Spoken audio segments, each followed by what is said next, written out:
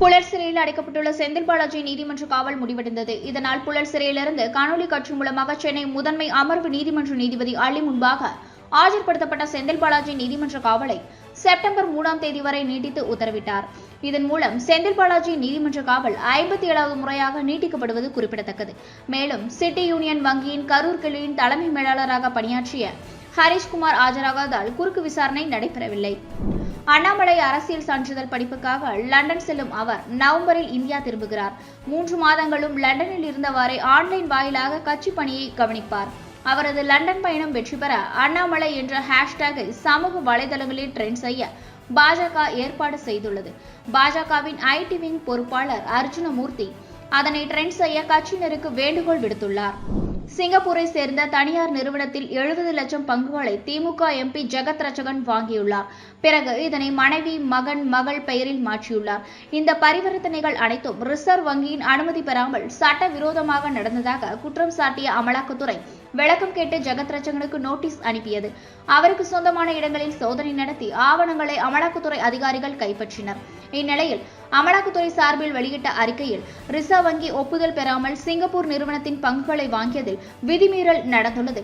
சட்டவிரோத பண பரிமாற்ற சட்டத்தின் கீழ் அவருக்கு சொந்தமான ரூபாய் 89.19 கோடி மதிப்பு சொத்து முடக்கப்பட்டுள்ளது. அவருக்கும் அவரது குடும்பத்தினருக்கும் ரூபாய் 908 கோடி அபராதம் விதிக்கப்பட்டுள்ளதாகவும் இதற்கான உத்தரவு கடந்த 26ஆம் தேதி பிறப்பிக்கப்பட்டது என தெரிவித்துள்ளது. தமிழகம் முழுவதும் ஏஎஸ்பிகளை இடமாற்றம் செய்து தமிழக அரசு உத்தரவு பிறப்பித்திருக்கிறது. இதன்படி காரைக்குடி ஏஎஸ்பியாக ஹக்னிகோத் அசோக் பத்ரே, திருவண்ணாமலை ஏஎஸ்பியாக சதீஷ்குமார், விழுப்புரம் ஏஎஸ்பியாக ரவீந்திரகுமார் குப்தா, நாமக்கல் ஏஎஸ்பியாக அசோக் ஜோஷி, கோவை மாவட்டம் பொள்ளாச்சி ஏஎஸ்பியாக சிருஷ்டி சிங், மதுரை திருமங்கலம் ஏஎஸ்பியாக ஹன்சுல், நாகர்கோவில் ஏஎஸ்பியாக லலித்குமார், தூத்துக்குடி டவுன் ஏஎஸ்பியாக மதன், அருப்புக்கோட்டை ஏஎஸ்பியாக மதிவாணன் உள்ளிட்ட 12 பேர் இடமாற்றம் செய்யப்பட்டுள்ளது குறிப்பிடத்தக்கது. சிபிஐ பதிவு செய்த வழக்கில் முன்ஜாமீன் கோரி முன்னாள் ஐஜி பொன்மாணிக்கவேல் சென்னை உயர்நீதிமன்ற மதுரை கிளையில் மனு தாக்கல் செய்திருந்த நிலையில் இந்த மனு இன்று விசாரணைக்கு வந்தது. அப்போது முன்னாள் காவல்துறை ஐஜி பொன்மாணிக்கவேலுக்கு முன்ஜாமீன் வழங்க சிபிஐ தரப்பில் கடும் எதிர்ப்பு தெரிவிக்கப்பட்டுள்ளது. பொன்மாணிக்கவேலை கைது செய்து விசாரணை நடத்தினால்தான் சிலை கடத்தல் வழக்கில் உண்மை தெரியவரும் என்று சென்னை உயர்நீதிமன்ற மதுரை அமர்வில் சிபிஐ தரப்பில் வாதம் செய்யப்பட்டது. சிலை கடத்தல் வழக்கில் முன்னாள் காவல்துறை அதிகாரி காது பாஷாவை பொய்யாக இந்த வழக்கில் சேர்த்துள்ளார். சிலை கடத்தல் மன்னன் சுபாஷ் கபூரை காப்பாற்றும் நோக்கில் பொன்மாணிக்கவேல் செயல்பட்டாரா, அதற்கான ஆவணங்கள் உள்ளதா என நீதிபதி கேள்வி எழுப்பினார். தேசிய தொழில்துறை காடரில் வளர்ச்சி திட்டத்தின் கீழ் 12 தொழிற்பேட்டைகள் அமைக்க மத்திய அமைச்சரவை ஒப்புதல் வழங்கியுள்ளது. இதற்காக அரசு ரூபாய் 28,602 கோடி முதலீடு செய்யும்.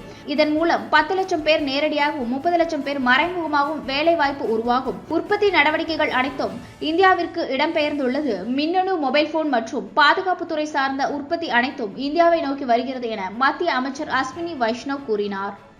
கொல்கத்தா பயிற்சி மருத்துவரை பலாத்காரம் செய்து கொலை செய்த குற்றவாளியை தூக்கில் போட வலியுறுத்தி கட்சியினர் போராட்டத்தில் ஈடுபடும்படி மேற்கு வங்க முதல்வரும் திரிணாமுல் காங்கிரஸ் கட்சியின் தலைவர் மம்தா கூறியுள்ளார். போராட்டம் நடத்தி வரும் பாஜகவுக்கு போட்டியாக மம்தா இவ்வாறு அறிவித்துள்ளார்.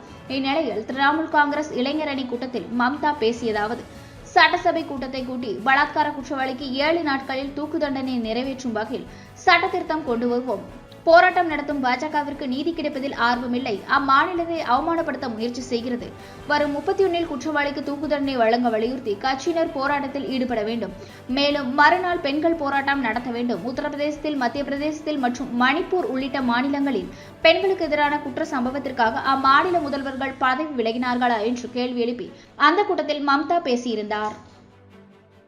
இதுபோன்ற செய்திகளை மேலும் தெரிந்து கொள்ள எங்களது யூடியூப், ஃபேஸ்புக் மற்றும் ட்விட்டர் ஆப்களை சப்ஸ்கிரைப் செய்யவும்.